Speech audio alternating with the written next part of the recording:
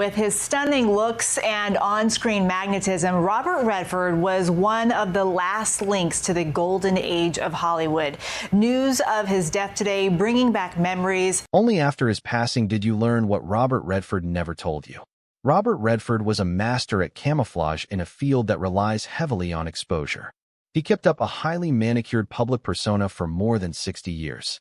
The golden-haired movie star never tripped, never gave too much away, and never ended up as tabloid fodder. Redford stood out in a time when his peers filled tell-all autobiographies with admissions and exposed their souls on talk programs.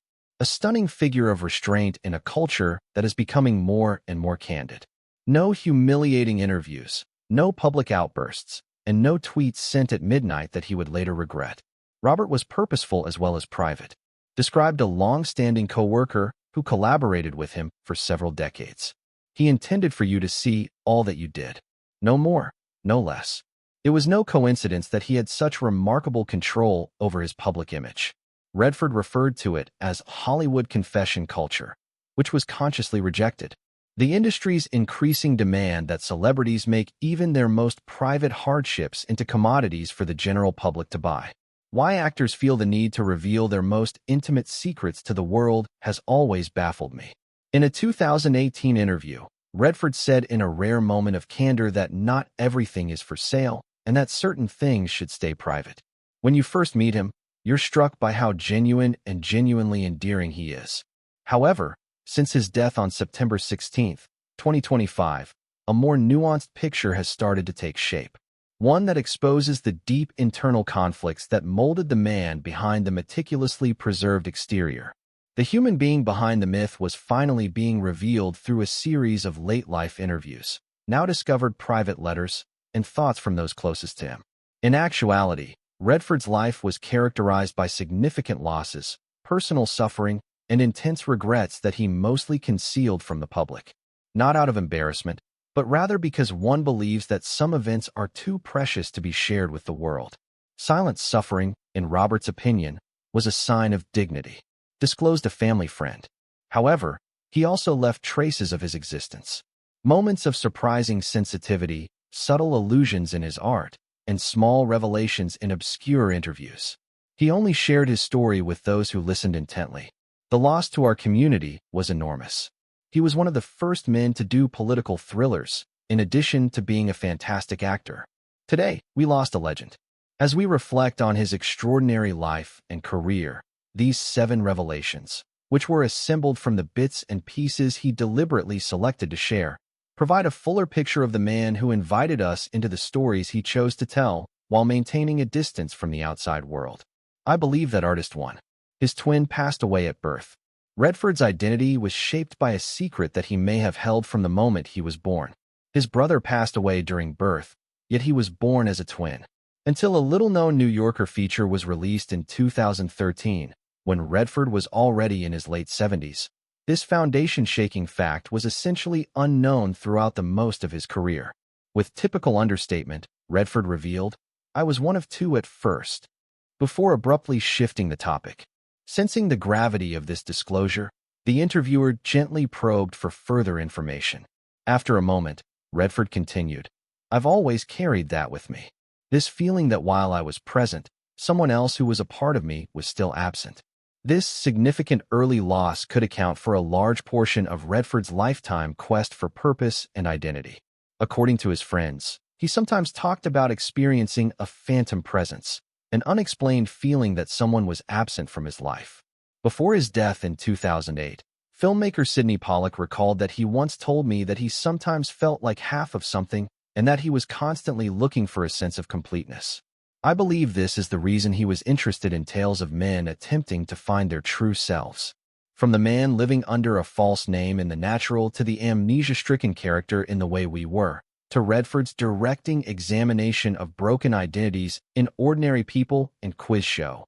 This topic permeates many of his most intimate works. These weren't merely parts or movies. They were investigations into his own shattered identity. According to psychological research, surviving twins frequently experience survivor's guilt and complicated identity problems. Redford never publicly sought therapy for this. but his creative choices point to a lifetime of wrestling with these same issues.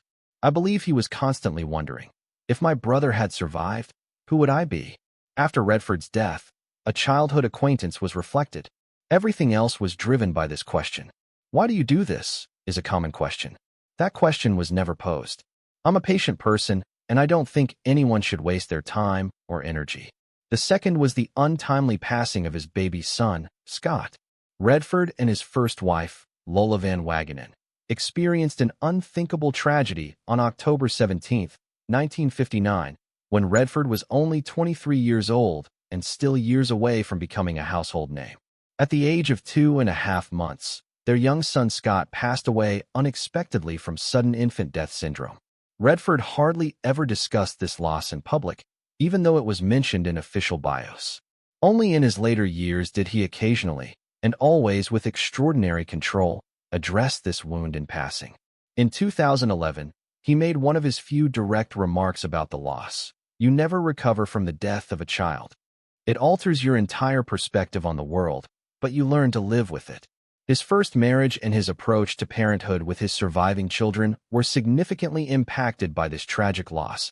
According to many close to the family, he became fiercely protective of his private life and turned to work as an escape from the catastrophe. According to a long-standing family acquaintance, Robert became almost compulsive about keeping his family out of the spotlight after Scott passed away.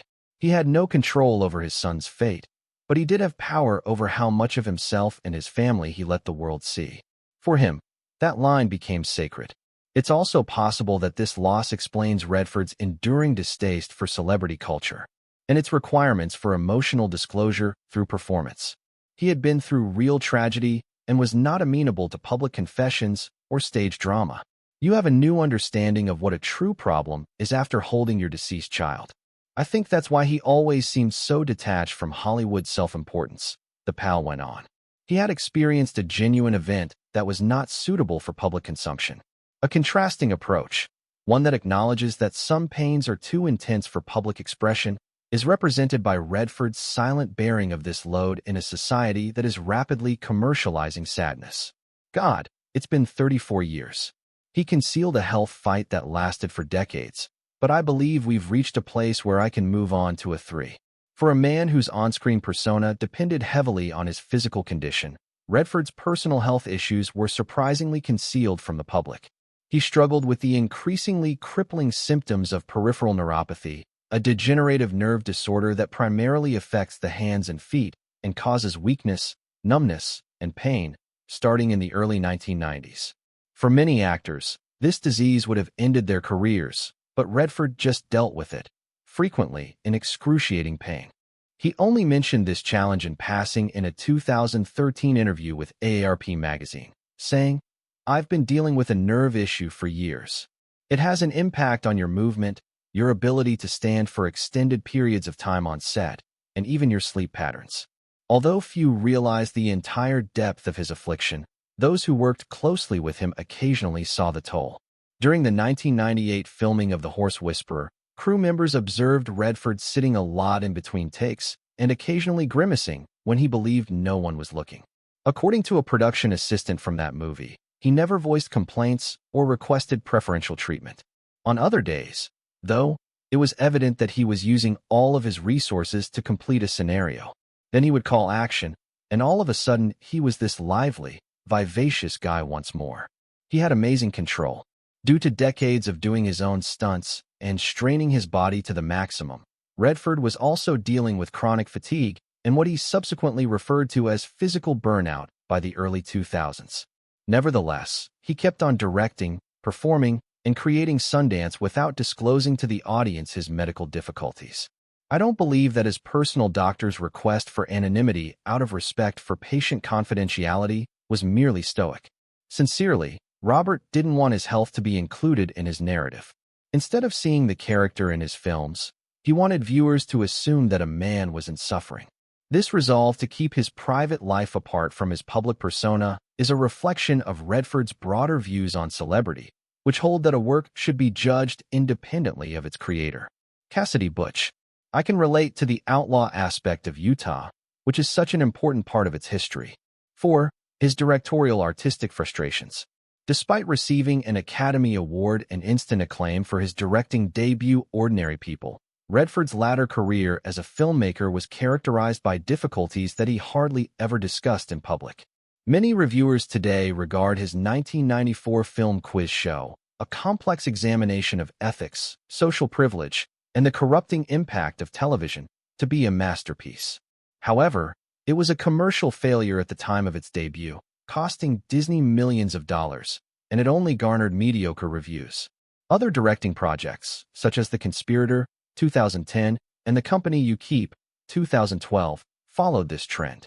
Insightful, intricate pictures that didn't attract big crowds or spark the kind of critical debate Redford thought they merited. As a filmmaker, he was misinterpreted. After Redford's death, a longtime producing collaborator was discovered. "Everyone wants me to be the charming con artist or the guy on the horse," he once told me. "No one wants me to be the one who raises challenging issues regarding American society." He was really hurt by it. Late in his career, Redford occasionally admitted to this frustration in rare, unguarded moments. He gave an unexpectedly candid response to a question regarding Quiz Show during a 2016 Sundance Film Festival Q&A. "For me, that movie was important. It made a significant point about how quickly the truth can be twisted. It was hurtful that viewers didn't react to it. It continues to do so." These creative setbacks exposed the discrepancy between Redford's public persona and his self-perception. As viewers saw the golden movie star, he became more and more recognized as a storyteller who had something important to say about American culture. Being in the stories wasn't all Robert wanted. Director J.C. Shander, who collaborated with Redford on the 2013 film All Is Lost, indicated that he intended to mold them. Instead of merely making people feel wonderful for 2 hours, he aimed to leave a legacy as someone who provoked thought. Redford's growing estrangement from Hollywood in his later years was influenced by this discrepancy between his goals and the public's perception of him. Unable to completely break free from his on-screen character, he decided to concentrate on environmental activism and Sundance, fields where his contributions might be evaluated by impact rather than box office receipts. Redford and his renowned 27-year marriage to Lola Van Wagenen appeared to be unaffected by the demands of celebrity until lately. The allegations that the Redford perfect match is in peril are currently being churned by the Hollywood gossip mill. He quietly regained the affection he had lost. In 1985, Redford and Lola Van Wagenen's 27-year marriage came to an end, a difficult split that he seldom ever talked about in public. Few understood the extent to which this failure damaged him until far later, causing emotional scars that were not healed for decades. Redford and German painter Sibyl Zegers started dating in the 1990s, but they lived together for almost 20 years before being married in 2009, a period that many onlookers found puzzling. According to close acquaintances, Redford's hesitation was caused by conflicting emotions over his former marriage and how it affected his kids. According to a family member, Robert felt a great deal of shame about his first marriage. He believed that his absences and the demands of celebrity had led to the breakdown since he had prioritized his job over his family. He was resolved to avoid making the same mistakes twice. His hesitation to formally establish his relationship with Zegers was motivated more by a need for atonement than by a lack of commitment. Redford largely concealed this second relationship from the public. There was hardly any public recognition of Zegers' contribution to his life, no red carpet appearances, and no joint interviews. The pal went on to say that he was safeguarding something valuable. He had discovered the hard way that private bonds can be harmed by public exposure. He established an entirely different reality with Sybil from his public persona, one in which he was free to be who he truly was. Redford provided a unique insight into this way of thinking in one of his last interviews in 2021. "You learn to value what follows after more when you lose something valuable. In my first marriage, I committed blunders. Sometimes I was too young, too ambitious, and too self-centered. I made an effort to be the man I ought to have been the first time around with Sibylla. As Redford had intended, this second opportunity at love remained mostly hidden from the public. While other celebrities flaunt their relationships on magazine covers and social media, Redford and Zegers established a peaceful existence together in Utah away from the prying eyes of Hollywood. A neighbor in Sundance pointed out that their relationship wasn't for the whole public to see. It wasn't consistent with his image or brand. The real life, it was simply his. The one he shared with audiences was different. I tend to be a little shy. I don't feel very confident in my ability to celebrate myself. There are also a lot of red carpets. He never openly expressed his anger at the industry. Redford kept his deep and deepening disenchantment with Hollywood while hidden throughout his career, despite his cool, collected public image.